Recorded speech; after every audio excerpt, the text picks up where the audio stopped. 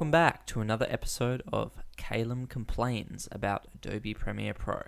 First up on this list, as you can see as I scroll through the timeline, nothing is getting selected at this bottom layer, but as soon as I reset to my save layout,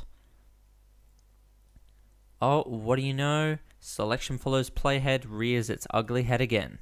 Now, the most obvious fix for this is going to be removing the Lumetri color panel that I've got in another monitor.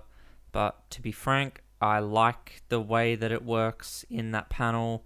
I could learn how to do it manually, but I find this way to be easier. When I've got a little bit more time, I'll probably remove the panel, but still, Premiere Pro should be remembering my selection. It shouldn't be automatically assuming that I want selection follows playhead enabled by default. Next up is another one about Premiere's. Next up is another one I've already done a video on, and that's the whole bins issue. This is my bin structure, but I had this bug a few days ago when I don't know why the audio is down here. It should be in here, but again, I had the issue where I dragged in some audio and the whole entire program just started freezing. So that was a whole load of fun. That's a problem that I've already covered in another video. The videos that I'm mentioning now will be up on that little eye section up there, so you can go and check that out.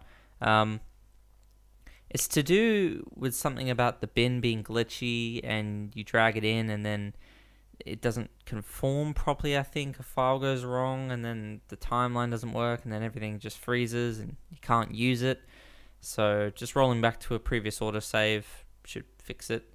But please, I mean, like, I made that video months ago and there's been updates for Premiere that have come out. Why has this not been fixed? I don't know.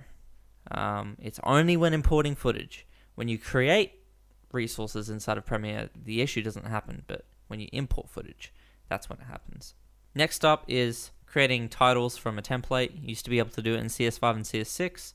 Can't do it now. And I don't know why, because it was so useful. So I just went into Auto Hotkey and I made a hotkey. Basically what it does is it just, this is the code here. It scrolls to, it navigates to this bin. So if I'm like in the effects, it'll navigate to text bin, it'll scroll to the top, select this and do the shortcut for duplicating it. And then I can basically double click in there and change whatever I want. So that's really useful, but I don't know why it isn't already a feature.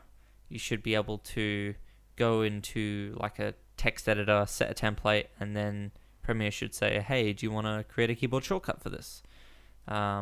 Maybe somewhere down in the line, but I'm not too sure. And then the final thing I'll talk about today is layer locking. It's something that I've been using recently. You can see these audio layers down here are locked. It's because I'm using the add edit feature. So if I just click 3, it adds edit and it just cuts the footage there. It's really useful and handy for just creating cuts at the playhead. The only issue is that Premiere does not have a dedicated shortcut to locking individual layers. If we go into the keyboard shortcuts menu and we type in lock, it's either got lock/unlock all audio tracks or video tracks. I don't want to do it to all of them. I don't see why anybody would. So again, Auto Hotkey comes to the rescue, and I went in and I just made some scripts. Control 1, 2, 3, 4, or 5 locks the video layers. So 1, 2, 3, 4, 5, 5, 4, 3, 2, 1, and there's a little bit of lag there, which is just due to Premiere being a little slow. And then I've also got Alt 1, 2, 3, 4, and 5, and just reverse all of that. So that works pretty well, but I don't know why it isn't already a feature in there. So that's all I have to say about Premiere today. Hope you enjoyed the review of the Pebble Time round. I really enjoyed doing that review, so I'll probably do a review of something else. I bought a Nintendo Switch, so maybe that's next up on the list.